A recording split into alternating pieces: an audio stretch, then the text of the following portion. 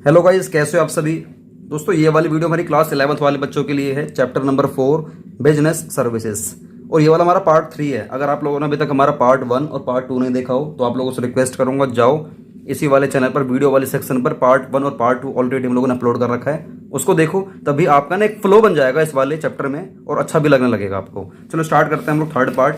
First वाले part में हम लोगों ने मीनिंग कवर करा था और सेकंड पार्ट में फीचर्स सीखे थे कि फीचर्स क्या होते हैं हमारे बिजनेस सर्विसेज के। अब हम लोग सीखने वाले हैं various categories of business services. हम लोग जो भी बिजनेस की सर्विस प्रोवाइड करते हैं, अभी तक आप लोगों ने जो भी सीखा हमारी 2 वीडियोस में, हम लोगों ने काफी सारी वैरायटी से सर्विस देखी थी, प्रैक्टिकली भी देखा था हम लोगों ने। तो एक काम करते हैं, अब यहां पर कह रहा है कि कौन कौन सी वेरियस कैटेगरीज होती हैं। देखो वैसे तो बहुत सारी कैटेगरी हो सकती हैं, पर फिलहाल आप लोगों के लिए 3 कैटेगरी दे रखी है यहाँ पर। बैंकिंग कैटेगरी, इंश्योरेंस कैटेगरी और पोस्टल एंड टेलीकॉम की सर्विसेज, ये सारी कैटेगरीज हैं। अभी हम लोग ये काम करते हैं इस वाली वीडियो में सिर्फ और सिर्फ पहले बैंकिंग कैटेगरी की बात करना चाहेंगे। और लेकिन बैंकिंग कैटेगरी अगर आपको इस वाली वीडियो में सिखाऊंगा ना तो काफी लंबी वीडियो बन जाएगी, क्योंकि इसके अंदर बैंकिंग सर्विस के बारे में बताया गया है, टाइप्स ऑफ अकाउंट्स के बारे में बताया गया, हमारे कितने सारे टाइप्स के हमारे अकाउंट होते हैं, हम लोग कितने टाइप्स में अलग अलग तरीकों से बैंक्स में जाकर हमने अपने अकाउंट्स ओपन करवा सकते हैं। टाइप्स ऑफ एडवांस सीखेंगे हम लोग, कितने टाइप्स के हम लोगों को एडवांस हम लोगों को बैंक से फैसिलिटी मिल सकती है। और उसके बाद यहाँ पर लिखा है some important services provided by banks, कि बैंक्स कितने टाइप्स की और सर्विस प्रोवाइड करती है। और इसके अंदर आपके 5 पॉइंट दे रखे हैं और 5वां पॉइंट है जो इसके अंदर ABCD, मतलब काफी बड़ी वीडियो जाएगी, इसलिए काम करते हैं इतने वाले पोर्शन को हम लोग 2 वाली वीडियो में कवर करेंगे, 2 पार्ट में। तो पहले हमारा जो पार्ट 1 है इसमें हम लोग सीखेंगे सिर्फ टाइप्स ऑफ अकाउंट्स के बारे में, कि हमारा जो बैंक्स है, जितने भी हमारे बैंक्स होते हैं, ये कितने टाइप्स के हमें अकाउंट्स प्रोवाइड करते हैं। तो पहले काम करते हैं बैंकिंग सर्विस के बारे में जान लेते हैं, बैंकिंग सर्विस होती क्या है, किस तरीके से काम करती है। चलिए स्टार्ट करते हैं। A bank is an institution, एक संगठन है which attracts money on deposits for the purpose of being lent to industry और ट्रेड। एक बैंक एक ऐसे संगठन है, एक ऐसी ब्रांच है जो अट्रैक्ट करती है आप लोगों को कि आप लोग हमारे बैंक में आओ, कुछ पैसे डिपॉजिट करो और हमसे ब्याज लो, जिससे कि हम उस वाले पैसे को आगे और लेंडर्स, जितने भी लेंडर्स हैं या जितने भी मनी लेने वाले हैं, जितना भी लोन लेने वाले हैं, चाहे वो इंडस्ट्री है, चाहे वो ट्रेडर हैं, चाहे वो कोई भी हो, फिर बैंक क्या करता है, जैसे कि आपको मैं प्रैक्टिकली दिखाता हूं। बैंक करता क्या काम, ये मान लीजिए बैंक है कोई, ये एक बैंक है, ठीक है ना, मान लीजिए HDFC बैंक, ठीक है ना, ये HDFC बैंक है। अब होता क्या है, ये बहुत सारे कस्टमर हैं, पब्लिक है, ये आप लोग पब्लिक हो, आप लोग पैसा कमाते हो, मेहनत करते हो, पैसा इकट्ठा करते हो, तो किसी के पास काफ़ी सारा पैसा इकट्ठा हो जाता है, किसी के पास खाने के लिए भी पूर्ति नहीं हो पाती है, और किसी के पास उतना ही पैसा है कि बस कमाया और खाया और बस कोई सेविंग नहीं कर पाया, और 2 अभी कमाने की सोच रहे हैं। तो मान लीजिए इस लड़के ने काफ़ी सारा पैसा इकट्ठा कर लिया, तो इसमें से कुछ पोर्शन अपने पास घर में रखता है, जिससे कि अपने खर्चे निकाले पूरे महीने भर के, और बाकी पोर्शन वो बैंक में आके जमा करा देता है। तो जब इस लड़के ने इस बैंक में जमा कराया है तो इसे बोलते हैं डिपॉजिट मतलब इस लड़के ने इसमें डिपॉजिट करा दिया। तो ये जो डिपॉजिट कराया ना, तो HDFC बैंक क्या करता है, ये हमेशा खाली बैठा रहता है तुम लोगों से पैसा लेने के लिए, कभी मना नहीं करता। आप लोगों का जब भी मन करता है ना, इस पे जाओ, पैसा जमा कराओ, और इससे कुछ % से पोर्शन से आप इस पे ब्याज ले सकते हो, इंटरेस्ट पा सकते हो। ये बैंक तुम्हें ब्याज क्यों दे रहा है, क्योंकि आप अपना पैसा इसके पास रखवा रहे हो, आपका पैसा सेफ भी है। ये ब्याज इसलिए दे रहा है ताकि ये आपके पैसों को ना आगे री इन्वेस्ट करेगा आप लोगों ने यहाँ पे इन्वेस्ट करा और HDFC आगे री इन्वेस्ट करेगा। किसको, ऐसे काफी सारे लोग हैं हमारे हिंदुस्तान में जो अपने बिजनेस को बड़ा करना चाहते हैं, अपनी फर्म को, एजेंसी को, इंडस्ट्री को, ऑर्गेनाइजेशन को बड़ा करना चाहते हैं, तो इनको पैसा चाहिए होता है। तो ये पैसे के लिए बैंक के पास अप्रोच करते हैं कि बैंक हमें कुछ पैसा चाहिए लोन के तौर पर, लाइक 1 करोड़ 2 करोड़, कितने भी, और होने को 10,000 रुपये भी हो सकते हैं। तो बैंक वैसे जनरली बड़े बड़े अमाउंट में डील करता है, तो बैंक इनसे ना हायर रेट से ब्याज इंटरेस्ट चार्ज करता है। सपोज दैट 8% से इन्होंने ईयरली चार्ज कर लिया, हमेशा इंटरेस्ट पर एनम के हिसाब से होता है। बैंक ने इन लोगों से चार्ज करा 8% पर एनम, और आपको ये दे रहे हैं मान लीजिए 3% पर एनम, तो 5% के ना इनके बीच में इनकम हो जाती है, और इसी इनकम से अपने स्टाफ के सैलरी, अपने खर्चे, सब कुछ ये करते हैं, सब कुछ, और अपने फर्म को आगे लेकर जाते हैं, बड़ी बड़ी ब्रांच क्रिएट करते हैं। तो 8% से कमाते हैं, 3%, 4%, 5%, डिपेंड करता है, बैंक टू बैंक ये वेरी भी करता है कि किस बैंक का कितने % से रेट ऑफ इंटरेस्ट चल रहा है। पता लगाओ कि आपका किस बैंक में क्या इंटरेस्ट है, और सभी का अलग अलग हो सकता है, ठीक है ना। ये मैंने 3% मानते हुए चला है सेविंग बैंक अकाउंट पे। अब ये काफ़ी सारे हमारे अकाउंट्स होते हैं, saving bank account, current deposit account, ठीक है ना, FD account, recurring deposit account, multiple accounts, बहुत सारे अकाउंट्स होते हैं, आपको सिखाने वाला हूँ आज। तो बस ये दोस्तों इस तरीके से बैंक ऑपरेट करती है, इस तरीके से तुम लोगों से पैसा लेकर तुम लोगों को थोड़ा सा ब्याज दे देती है और बाहर से पैसा री इन्वेस्ट करके कुछ पैसा कमा भी लेती है। तो चलिए अब एक ध्यान से देख लेते हैं। अ बैंक एक ऐसे संगठन है विच अट्रैक्ट्स मनी और deposits for the purpose of being lent to industry और ट्रेड। लेंट मतलब होता है देना, बैंक फिर आगे लोगों को पैसा ट्रेड करने के लिए, व्यापार करने के लिए पैसा दे देती है। Bankers are not merely money lenders. Bankers सिर्फ मनी लेंडर्स ही नहीं है, बल्कि इनका काम लेने का और पैसा देने का भी होता है। अब bank lands what it borrows from others. जो भी तुम लोगों से पैसा बोरो करती है मतलब उधार लेती है, वही पैसा ये आगे लैंड कर देती है। लैंड मतलब दे देती है। A bank is a buyer and seller of money. Bank buyer भी है और सेलर भी है, पैसा लेती भी है और पैसा देती भी है। A bank earns a margin of profit by lending money which it borrows. जो तुम लोगों से पैसा लेती है उसको आगे री इन्वेस्ट करके वो थोड़ा सा मार्जिन कमा लेती है और उसी मार्जिन में से आप लोगों को कुछ अमाउंट पे भी कर देती है। एक हमारा एक्ट है according to Indian banking regulation act 1949। ये हमारा बैंकिंग का एक्ट है और ये मतलब रेगुलेशन है ये, ठीक है ना। इसका मतलब है ये साफ साफ कह रहा है अपने एक्ट में एक्सेप्टिंग, मतलब बैंक का काम क्या है, एक्सेप्टिंग डिपॉजिट्स, आप लोगों से पैसे डिपॉजिट का एक्सेप्ट करता है, of money from the public for the purpose. किस पर्पस के लिए एक्सेप्ट करता है आप लोगों का पैसा, ताकि आगे कहीं भी लैंड कर सके या कहीं आगे इसको इन्वेस्ट कर सके। लैंड मतलब किसी को उधार देगा और इन्वेस्ट मतलब कहीं किसी प्रॉपर्टी वगैरह में, कहीं मतलब कहीं भी आगे बैंक भी आगे एफडी करवा लेता है और बैंक भी किसी स्टॉक मार्केट में पैसा लगा लेता है, कहीं भी इन्वेस्ट कर सकता है जहां पर इसका मन करेगा। तो बैंक का ये वाला काम होता है। हम लोग सीखने वाले हैं टाइप्स ऑफ अकाउंट्स के, बैंक के हमारे कितने टाइप्स होते हैं, कितने टाइप्स के हमारे अकाउंट्स होते हैं। सबसे पहला पॉइंट सीखते हैं सेविंग बैंक अकाउंट। चलिए सबसे पहले सीखते हैं सेविंग डिपॉजिट अकाउंट। देखिए वैसे तो ना काफ़ी सारे आप तरीकों के ना अकाउंट्स ओपन करवा सकते हो अपने बैंक्स में। तो पहला कह रहा है saving bank account. Saving bank में क्यों बोल रहा हूँ बार बार, सेविंग डिपॉजिट अकाउंट है सेविंग बैंक अकाउंट। देखिए सेविंग बैंक अकाउंट मतलब होता है ये एक ऐसा अकाउंट है, आप लोग मतलब कोई भी कस्टमर इसका जब मन करेगा किसी भी कस्टमर का जाकर अपना अकाउंट ओपन करवा सकते हैं। ये नॉर्मल अकाउंट होता है हमारे। सेविंग अकाउंट मतलब नॉर्मल मतलब ये कि आप पैसा इसमें जमा भी करा सकते हो, पैसा इसमें निकाल भी सकते हो। आपको जो इस पर इंटरेस्ट मिलेगा ना थोड़ा सा कम रेट में मिलता है, क्योंकि इसमें आपका पैसा मतलब ज़्यादा एक तरीके से फिक्स्ड नहीं होता है। तो बैंक को पता नहीं रहता है कि तुम कब निकालने आओगे कब निकालने नहीं आओगे। तो बैंक एक तरीके से अपने रिस्क पे काम कर रहा होता है, क्योंकि हो सकता है कि बैंक ने आपका पैसा आगे एफडी करवा दिया तो और आप लोग निकालने आ गए, तो फिर बैंक को तो फिर एफडी तुड़वाने पर उसको बहुत लॉस हो जाएगा। तो इसलिए सेविंग बैंक अकाउंट पे आपको लोग कम इंटरेस्ट मिलता है, ताकि आपको अट्रैक्ट करते हैं कि आप भी एफडी करवाओ। तो ये खैर बैंकों की या तो कह लो पॉलिसीज हैं, चाल हैं, ट्रिक हैं या उनकी टेक्निक है कि आपके सेविंग को ना एफडी में कन्वर्ट करवाने के लिए आपको लालच देती हैं कि आप सेविंग को ना एफडी में कन्वर्ट करा लो ताकि आपको ज़्यादा ब्याज मिलेगा। और ऐसा होता भी है, सेविंग पर आपको मिलेगा मान लीजिए 3% से, तो एफडी पे आपको मिलेगा 5% से। तो बहुत डबल के आसपास ही हो जाता है ऑलमोस्ट।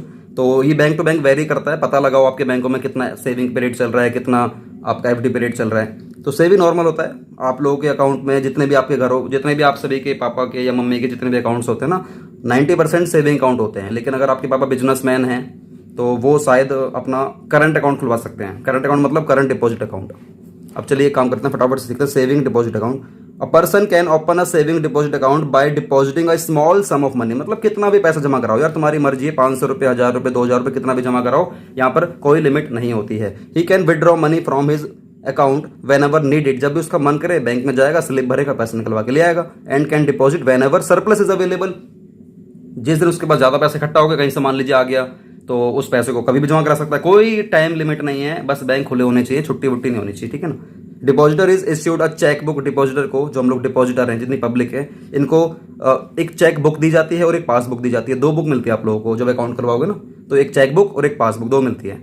पासबुक मतलब इसलिए कि आप लोगों ने जितना भी पैसा जमा करा है, जितना भी पैसा निकाला, तो वो सारा ट्रांजेक्शन्स आपकी पासबुक में रिकॉर्ड होगा, ताकि आपके संग कोई फ्रॉड वगैरह ना हो। आपको पता रहेगा कि आपका पैसा कहाँ, मतलब आपने कब लगाया, किस डेट को लगाया, उस पर कितना ब्याज मिल रहा है, कितना ब्याज नहीं मिल रहा है। एक होता है चेक बुक। कई लोग आपसे बोल सकते हैं कि यार मुझे ना पैसा चेक के थ्रू दे, मतलब मैं कैश लेके नहीं जाऊंगा, डायरेक्ट बैंक टू बैंक चले जाएगा। तो चेक बुक इसलिए आपको इश्यू हो जाती है। All the amounts deposited and withdrawn by the depositor are recorded in passbook. जितने पैसा आपने जमा कराया या निकाला है, वो सारी उसकी इन्फॉर्मेशन आपको आपके पासबुक में मिल जाती है। Rate of interest of saving deposit is generally lower than the FD. मतलब मैंने पहले बोल दिया, आप जब सेविंग अकाउंट पैसे डालोगे तो आपको जो इंटरेस्ट मिलता है ना, जनरली थोड़ा कम मिलता है इन कंपेरिजन टू एफडी। अगर आप एफडी कराओगे थोड़ा सा ज़्यादा मिलेगा, बस इसीलिए कि आपका पैसा थोड़ा सा फिक्स्ड हो जाता है और आप इसको निकलवा नहीं सकते हो, तोड़वा नहीं सकते हो। तोड़वा सकते हो, इसकी लिमिट नहीं है, लेकिन थोड़ा सा फिर आपको इंटरेस्ट कम मिलता है, बस। सेकंड पढ़ते हैं current deposit account. Current deposit मतलब क्या होता है? Current deposit account are opened by businessman. Current account, current deposit account मतलब होता है करंट अकाउंट, और saving account current account. Deposit को भूल जाओ, ठीक है ना, क्योंकि ये वाला वर्ड फेमस नहीं है। Saving account, current account famous है। करंट अकाउंट कौन खुलवाता है? एक बिजनेसमैन खुलवाता है। क्यों खुलवाता है? क्योंकि ना करंट अकाउंट में फैसिलिटी मिल जाती है आपको कि अगर आपको किसी को 10,000, 20,000, 30,000 रुपये ज़्यादा किसी को पे करने और आपके पास पैसा नहीं है आपके उस अकाउंट में, तो बैंक आपको ना ओवरड्राफ्ट की फैसिलिटी प्रोवाइड कर देता है कि आपको बैंक से ना थोड़ा सा ज़्यादा पैसा मिल जाता है, और लेकिन बैंक फिर उस वाले पैसे पर आपसे इंटरेस्ट चार्ज करता है। लेकिन करंट अकाउंट की एक ना थोड़ी सी लिमिटेशन है। लिमिटेशन ये, आप कितना भी पैसा बैंक में जमा करा देना, कितना भी, आपको ब्याज नहीं मिलता। आपको ब्याज बिल्कुल भी नहीं मिलेगा, चाहे आप उसमें कितना भी पैसा जमा करा दो। और अगर आपने कोई ओवरड्राफ्ट की फैसिलिटी यूज़ कर ली तो बैंक आपसे इंटरेस्ट चार्ज जरूर कर लेगा, ठीक है ना। तो ये बस थोड़ी सी दिक्कत है, इससे कोई दिक्कत वाली बात नहीं है। Current deposit accounts are opened by businessman. ये हमेशा बिजनेसमैन ही कराएगा, एक आम आदमी कभी नहीं खुलवा सकता इसको। The account holder can deposit and withdraw money when ever desired. जब भी उसका मन करेगा डिपॉजिट कराएगा, जब भी उसका मन करेगा उसको निकाल लेगा। Withdrawal are always made by cheque. याद रखना, जितना भी पैसा निकालेगा वो हमेशा चेक के थ्रू ही निकालेगा। जमा कराने का आप कैश जमा कराओ, कोई दिक्कत नहीं, काउंटर पर जाके गड्डियाँ रख दो, जमा हो जाएगा। लेकिन अगर आपको पैसा निकालना होगा तो आपको चेक के थ्रू ही निकालना पड़ेगा। Overdraft and credit limit, overdraft and credit limit facilities available in this account. आपको ओवरड्राफ्ट की फैसिलिटी और क्रेडिट लिमिट की फैसिलिटी आपको मिल जाती है कि आपको क्रेडिट की लिमिट मिल जाती है कि सपोज दैट आप इस वाले बैंक अकाउंट से आप इस टाइम तक या एक साल में या एक महीने में आप इतने रुपए ही निकाल सकते हो। ये limit bank to bank vary करती है। जाओ पता करो आपके बैंक अकाउंट में, करंट अकाउंट पर कितनी एफडी की, कितनी आपकी करंट अकाउंट की फैसिलिटी आपको मिली हुई है, कितने आपको सीसी की लिमिट मिली हुई है। सीसी मतलब होता है क्रेडिट लिमिट, ठीक है ना। सीसी लिमिट मतलब क्रेडिट लिमिट होती है, तो सीसी आपको लिमिट मिल जाएगी कैश क्रेडिट की। कैश क्रेडिट मतलब सीसी लिमिट। और no interest is paid on current account, rather some services charged by the bank. मतलब आपको पहली बात तो इंटरेस्ट मिलेगा ही नहीं इस पर, बल्कि अगर आपने कोई सर्विस ले ली ना एक्स्ट्रा, तो उस पर आपको से चार्ज जरूर ले लिया जाएगा फॉर रेंडरिंग सर्विसेज। कोई आपको एक्स्ट्रा सर्विस लेनी है मान लीजिए, तो उसका पैसे कट जाएगा, आपका ब्याज तो मिलेगा ही नहीं। मतलब कुल मिलाकर ये है कि ये फैसिलिटी आपको ओवरड्राफ्ट के लिए बेनिफिशियल दे सकती है, और आपका पैसा करंट अकाउंट में कितना भी जमा करा सकते हो, कोई मतलब ऐसी दिक्कत वाली बात है नहीं। तो बस ये इसीलिए बिजनेसमैन यूज़ कर सकता है। आप इसको पैसे को कभी भी निकाल सकते हो, कोई टाइम लिमिट नहीं है, कोई फिक्स्ड नहीं है, मतलब जब मन करे पूरे 24 घंटे। A statement of account is send to the account holder every week या फोर्टनाइट या मंथ। आपको हर हफ्ते या 15 दिनों में, एक महीने में आपको एक ना स्टेटमेंट अकाउंट होल्डर के, मतलब अकाउंट होल्डर को ना पर्सनली, या तो मेल के थ्रू या पर्सनली चाहो तो जाकर लेकर भी आ सकते हो। अगर आप मान लीजिए ज़्यादा पढ़े लिखे नहीं हो, क्योंकि ज़्यादातर जो बड़े बड़े बिजनेसमैन होते हैं वो पढ़े लिखे नहीं होते हैं, तो वो वैसे तो ऐसी बात नहीं है, वो इतना एक्सपीरियंस उनको हो जाता है कि वो पढ़ना सीख जाते हैं। तो वो स्टेटमेंट को फिर वो मेल पर ही मंगवाते हैं, मेल पर जाके पढ़ लेते हैं। अब वो आपकी मर्जी है, हफ्ते मंगवाओ, 15 दिन मंगवाओ, एक महीने मंगवाओ, जैसा आपका मन करे जब मंगवाओ, ठीक है ना। तो बस एक होता है हमारा recurring deposit account. Recurring deposit account मतलब होता है, इसको बोलते हैं आरडी अकाउंट। आरडी मतलब रिकरिंग डिपॉजिट अकाउंट। और डिपॉजिटर कैन, वैसे बताता हूँ रिकरिंग डिपॉजिट अकाउंट कौन करवाता है। ज़्यादातर सैलरीड पर्सन होते हैं जिनका पैसा हर मंथली आ रहा होता है, फिक्स्ड पैसा आ रहा होता है। तो ये क्या करते हैं कि कुछ पैसा अपने पास रखकर बैंक वालों को बोल देते हैं कि इसमें से जो मान लीजिए मेरी सैलरी आ रही है 50,000 महीने आ रही है, तो बैंक वालों को बोल देते हैं कि मेरी आरडी बनाते रहिए 30,000 रुपये महीने की, हर महीने की 1 तारीख को 30,000 महीने की आरडी बनाते रहिए, बस 20,000 रुपये छोड़ दियो, क्योंकि 20,000 रुपये हमारे खर्चे में आते हैं। तो ऑटोमेटिकली आरडी बन जाती है। और इसके लिए आपको बस बैंक वालों को बताना पड़ता है कि मेरी इतनी सैलरी आती है, इसमें से इतना पोर्शन आप आरडी में डाल देना। आरडी करवाने का फायदा ये होता है कि आपको जो ब्याज मिलता है ना, सेविंग अकाउंट से कंपैरिजन में थोड़ा ज़्यादा मिलता है, एफडी से कम और सेविंग से ज़्यादा मिलता है। तो ज़्यादातर जितने भी सैलरीड पर्सन होते हैं, जो स्कूल में पढ़ाता है या किसी कॉलेज में पढ़ाता है या कहीं जॉब करता है, जो पैसा ऑनलाइन आपके अकाउंट में आता है, तो तब आप आरडी करवा सकते हो, ठीक है। अदरवाइज आप सेविंग अकाउंट चला ही रहे हो। सेविंग अकाउंट में अब आप कहोगे सर जी सेविंग अकाउंट में भी तो हम लोग आरडी करा सकते हैं। नहीं, आरडी में पता है फिक्स पैसा आ रहा होता है कि हर महीने की 1 तारीख को पैसा आ ही जाएगा, या हर महीने की 7 तारीख को पैसा आ ही जाएगा। तो आपको ना प्रेशर नहीं होता है कि यार मतलब 7 तारीख तक पैसा कमाना है मेरे को, वैसा फिर प्रेशर नहीं होता है। इसलिए आरडी में आपको जो सैलरी वगैरह मिलती है तब भी आप इस अकाउंट को करवाओगे, तभी थोड़ा सा सही रहेगा। और depositor can deposit of fixed amount, से रुपीज 100 रुपीज या 1000 10,000 rupees every month for a fixed period. वो फिक्स्ड पीरियड के लिए जमा हो जाता है और एवरी मंथ होता है ये। The amount together with interest is repaid on maturity. जो भी मैच्योरिटी वगैरह आएगी आपको ब्याज के साथ आपको सारा पैसा वापस करा दिया जाएगा।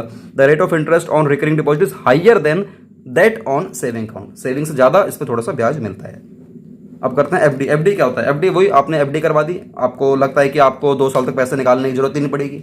आपको पता है कि आप इतना पैसा कमा रहे हो ऑलरेडी कि घर के खर्चे सारे पूरे हो रहे हैं। ऐसे ना जाने कितने तमाम घर हैं पूरे भारत भर में जो इतना पैसा कमा लेते हैं कि वो हर बार, मतलब वो जब एफडी करवाते हैं ना तो उनको इस बात की डर नहीं होती कि मतलब हमें पैसा तोड़वाना पड़ सकता है, क्योंकि अगर आप एफडी कराओगे ना तो आपको एक तो ब्याज ज़्यादा मिलता है, ज़्यादा रेट से। नंबर 2 कि अगर आपने एफडी कभी तोड़वा ली तो थोड़ा सा कम रेट से ब्याज मिलेगा, थोड़ा सा कट जाता है फिर आप लोगों का। और एफडी का मतलब है कि अगर आपने फिक्स्ड करा लिया अपना पैसा तो फिक्स्ड रहेगा, आप उसको तोड़वा नहीं सकते हो।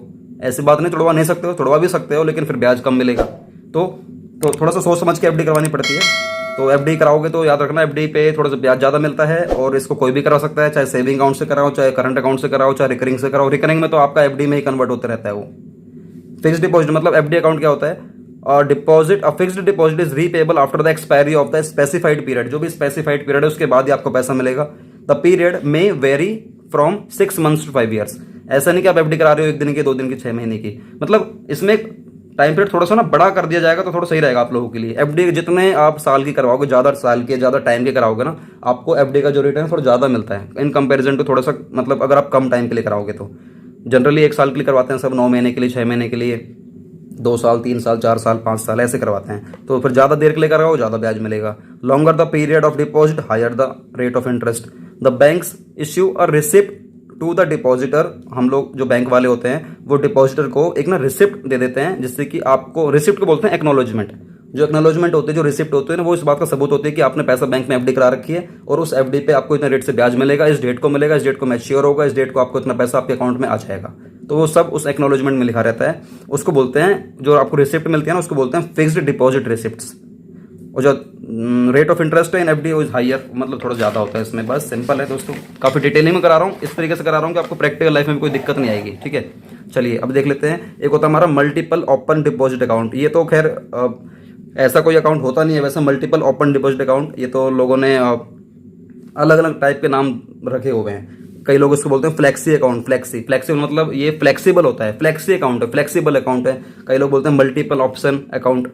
इसमें सारे आपको ऑप्शन मिल जाएंगे। This account offers multiple options to the depositors. हम लोगों को सारे ऑफर मिलते हैं, चाहे this account can be combination of the saving account और करंट अकाउंट। और इसमें आप ओवरड्राफ्ट की फैसिलिटी ले सकते हो, सेविंग अकाउंट करवा सकते हो, सब कुछ करा सकते हो आप। इसमें सीसी लिमिट बना सकते हो, कैश क्रेडिट की कितना पैसा ले सकते हो बैंक वाले से पूछकर। तो ये वाला अकाउंट जनरली वैसे बहुत कम लोग ओपन कराते हैं, क्योंकि किसी को पता ही नहीं होता है। In this account the depositor can enjoy the liquidity of the savings में पैसा जमा करके निकाल सकता है जब भी उसका मन करे, एंड करंट अकाउंट की फैसिलिटी भी वो ले सकता है। जो हमारा जो रेट ऑफ इंटरेस्ट है ना एफडी का, उसका भी इंजॉयमेंट कर सकता है। मतलब एफडी में भी पैसा डलवा सकता है वो, चाहे सेविंग से डलवाए, चाहे फिक्स डिपॉजिट से करवाए, चाहे कैसे भी करवाए, करंट अकाउंट से करवाए, वो सारी फैसिलिटी इसमें एंजॉय कर सकता है। बस दोस्तों आज के लिए सिर्फ इतना ही। और एक काम करते हैं, थोड़ा सा मैं ये भी कवर कर लेता हूँ इस वाली वीडियो में, टाइप्स ऑफ एडवांस, कि कितने टाइप्स के हमारे एडवांस होते हैं। मतलब आपको पैसा कितने टाइप का एडवांस मिल सकता है बैंक वालों की ओर से। 3 टाइप्स का होता है। एक होता है ओवरड्राफ्ट, एक होता है कैश क्रेडिट, एक होता है जिसको बोल रहा था सीसी लिमिट, बोल रहा था ना, कैश क्रेडिट सीसी लिमिट। एक होता है हमारा शॉर्ट टर्म या मीडियम टर्म या लॉन्ग टर्म लोन की फैसिलिटी मिल सकती है। तो फैसिलिटी मतलब एडवांस, आपको पैसा एडवांस के तौर पे मिल सकता है। तो एक काम करते हैं, पहले हम लोग थोड़ा सा ओवरड्राफ्ट की फैसिलिटी देख लेते हैं। Under this arrangement a customer having current account is allowed to withdraw more than the balance in his account. Overdraft की फैसिलिटी मिल जाएगी। अगर आपने अपने बैंक में करंट अकाउंट खुलवा रखा है, तो आपके बैंक में चाहे जितना भी पैसा हो, मान लीजिए सपोज दैट आपके बैंक में 3 लाख रुपए हैं, लेकिन आपको किसी को 3,20,000 रुपए देने हैं, तो आप बैंक वाले से बोल सकते हो कि मुझे किसी को 3,20,000 रुपए देने हैं, तो आप ना 3,20,000 रुपए का चेक इश्यू करवा दीजिए। तो जबकि आपके बैंक में 3 लाख रुपए हैं, तो बैंक आपको 20,000 रुपए की ना ओवरड्राफ्ट की फैसिलिटी दे देगा। ऐसा ही नहीं कि आप कहोगे कि किसी को 8 लाख रुपए देने हैं और आपके पास बस 3 लाख रुपए हैं, बैंक से बोलोगे कि बना दे 8 लाख का चेक। ऐसे नहीं भाई, 5 लाख रुपए बहुत ज्यादा होते हैं। तो वो बैंक वाले से पूछना पड़ेगा कि आपको ओवरड्राफ्ट की फैसिलिटी कितने रुपए की मिली हुई है, मतलब आपको कितना कैश क्रेडिट की सीसी लिमिट आपकी कितने पता करना पड़ेगा।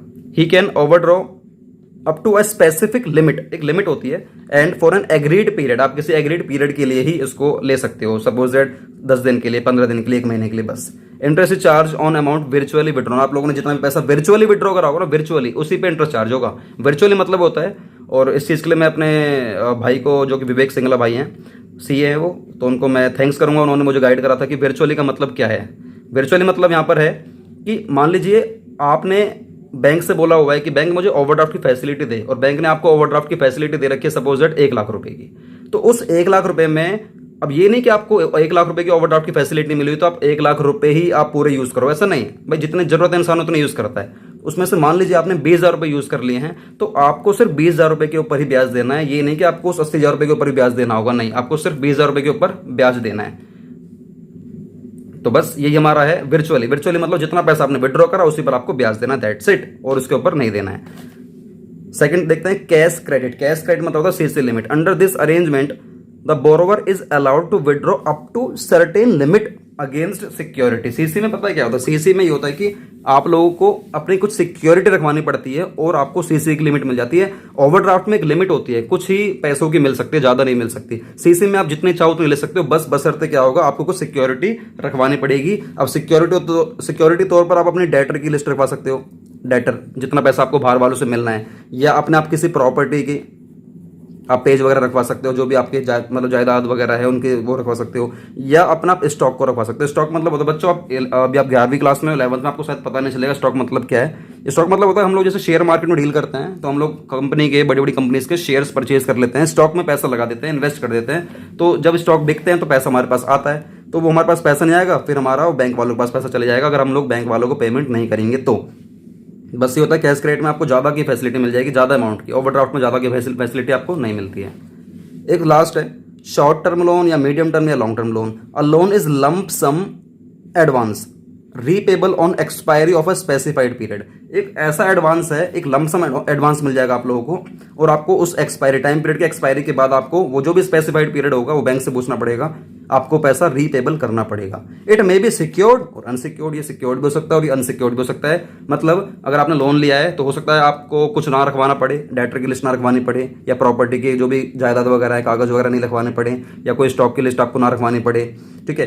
तो फिर अगर आपको नहीं रखवाने पड़े आप सिक्योर्ड हो, अदरवाइज आप अनसिक्योर्ड भी हो सकते हो। The loan may be paid back by the borrower in instalment. आप चाहो तो इन लोन वाली इस वाले केस में आप पैसों को कई इंस्टॉलमेंट्स में दे सकते हो। आपने 1 लाख रुपए का लोन लिया है तो अगर वो सिक्योर्ड होना चाहता है बैंक वाला तो आपसे कागज रखवा लेगा, और नहीं होना चाहता तो नहीं रखवाएगा। तो बैंक हमारा जो पैसा होता है ये वाला वो सिक्योर्ड भी हो सकता है और अनसिक्योर्ड भी हो सकता है, और हमारे केस में भी हो सकता है सिक्योर्ड और अनसिक्योर्ड। अगर हम लोग अमाउंट पे नहीं करेंगे तो जो भी हम लोगों ने रखवाया है ये सारा हमारा फॉरफिट कर लेगा, वो जब्त कर लेगा। अदरवाइज हम लोग सिक्योर्ड और अनसिक्योर्ड भी हैं। दिक्कत ये यहाँ पर कि फायदा हमारा यहाँ पर ये है कि आपको जो लोन, फायदा हमारा यहाँ है कि आपको जो लोन मिला है ना आप उसको कई इंस्टॉलमेंट में दे सकते हो। 2 इंस्टॉलमेंट, 3, 4, 5, 6, 7, 8 जितना बैंक वाला बोलेगा उतने में आप दे सकते हो। तो काफ़ी अच्छा है इसमें। बाकी इस पर याद रखना आपको ब्याज तो देना ही पड़ेगा, इंटरेस्ट तो आपको पे करना ही पड़ेगा, इधर भी और इधर भी।